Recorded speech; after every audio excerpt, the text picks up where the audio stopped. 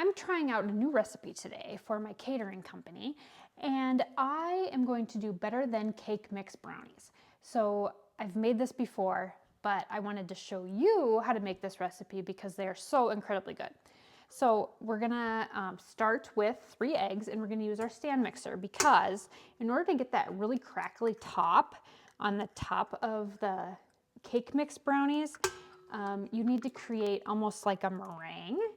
And that meringue gets it that nice box mix look. So what we're gonna do is we're gonna cream our eggs and sugars together.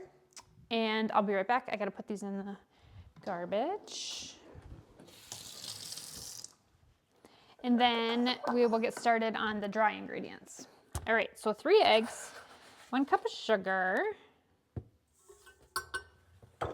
and a 1/4 cup of dark brown sugar. Make sure you use dark brown sugar in this recipe.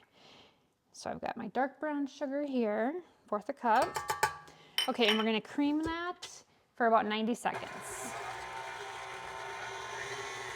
Okay, so while that's creaming, we're gonna take 10 tablespoons of butter and get that melted. And I'm gonna move you back here so you can kind of see what's happening.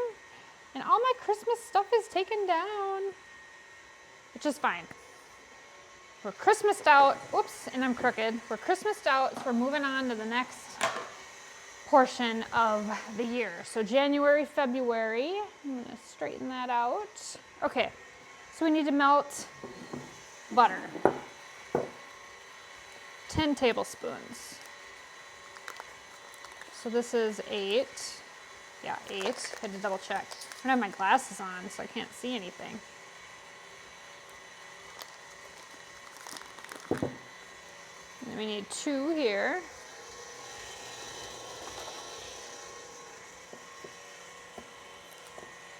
This makes an 8x8 pan. So obviously if you want to make a larger pan, you would just need to double that. Okay, I'm going to melt this in the microwave 30 seconds.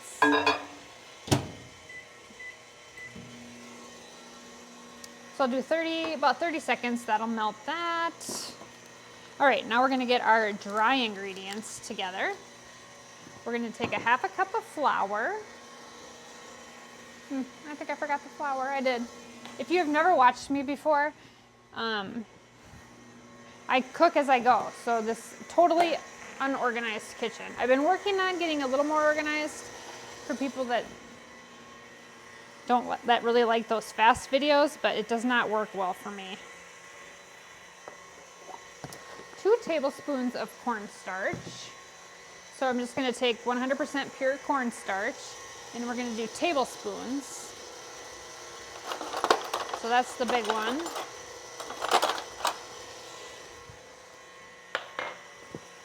And my eggs and sugar are still frothing over there. So 2 tablespoons of this.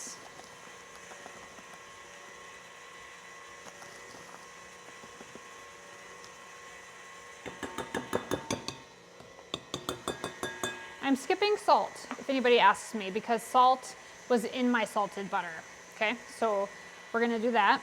All right, so we've got that put together. I'm gonna mix that.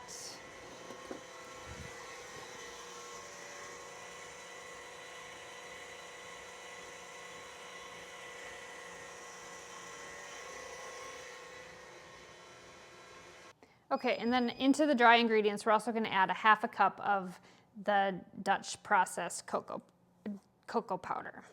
1/4 cup. 1/4 cup. I said a 1/2, it's a 1/4.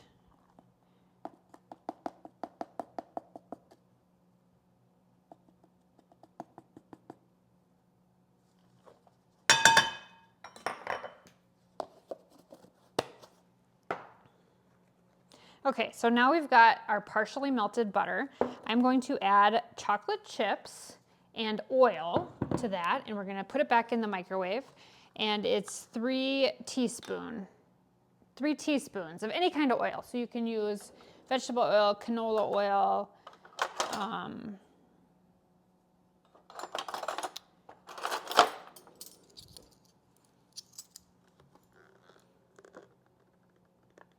I'm using vegetable. 1, 2, 3. It's just a little amount of butter, or oil. Okay, now we're gonna grab our bittersweet chocolate chips, and I'm gonna grab milk chocolate chips.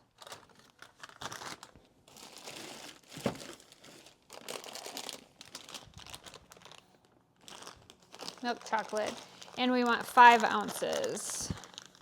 So there's 11 ounces, so it's about 1/2 of a bag of the chocolate chips. So that warm butter is going to melt. We need about 5 ounces. So you can either measure, or I'm using 1/2 a bag of chocolate chips. And who doesn't want to like scoop up the chocolate chips while you're eating them? Okay, now we're gonna melt these 30 seconds at a time in there.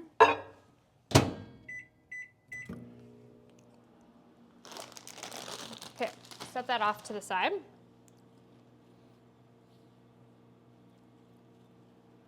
So 30 seconds, so we're gonna stir it. Okay, mine only took 30 seconds because my butter was super warm. Okay, and I'm going to turn this just a second here.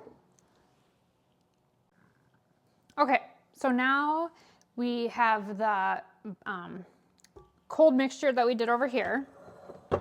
And we are going to take our syrup, our chocolate mixture, and we're just gonna pour it into this slowly. Like this.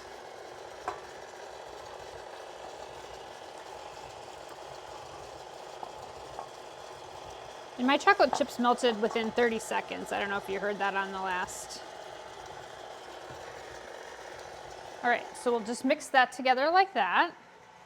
And then we're gonna take, we still have our bowl of dry ingredients, but we are going to take this as soon as it's mixed in.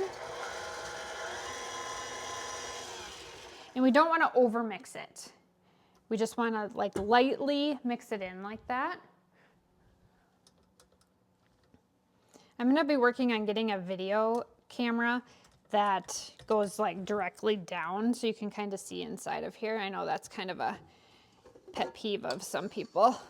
Okay, now we're going to go back over to the counter, and we're going to take our dry ingredients and we're going to pour the wet ingredients into the dry.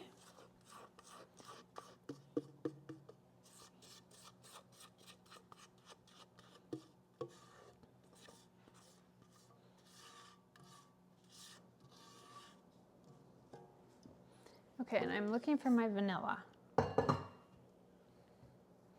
I need the vanilla. I think I put the vanilla back. And then we need to add a teaspoon of vanilla. Okay. Now, we're gonna fold in the dry ingredients. We don't wanna over mix this because again, we're trying to replicate the box mix brownies.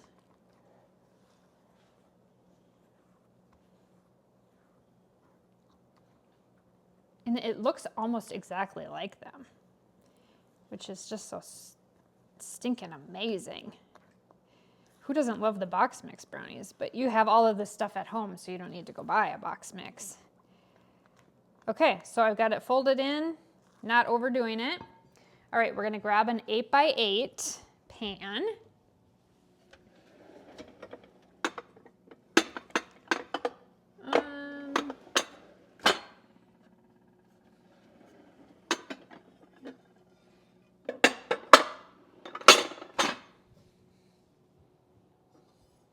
Okay, so 8x8 by 2, and then I'm gonna spray it. You can use parchment paper too. I'm just gonna spray it though. All right, we're gonna put this in here.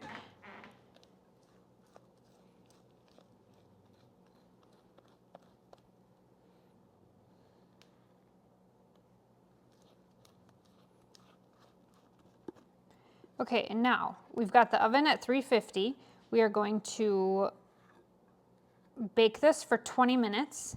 Then we're gonna pull it out of the oven and we're gonna like shake it. And I'll show you how I do that, because we don't want these to puff up, like where the sides get a little bit thicker than the inside. So we're gonna basically kind of bang this on the counter, but I'm not gonna do it on the counter. I'm gonna do it on a trivet so I don't break the glass. And then we'll continue baking. So that's what it looks like. And then we're gonna put it in the oven 20 minutes at 350 to start. Okay, so 20 minutes through, we need to take them out, and we're gonna bang them against the counter or on a trivet 5 times. It takes about 5 times for them to deflate. So I'll kind of show you. So I'll go 1, 2, 3, 4, 5.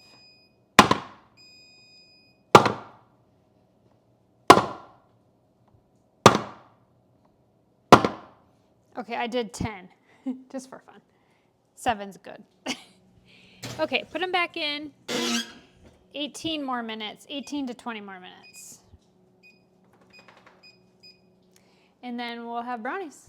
We'll show you what they look like when they're done. Okay, out of the oven. This is what they look like, super hot.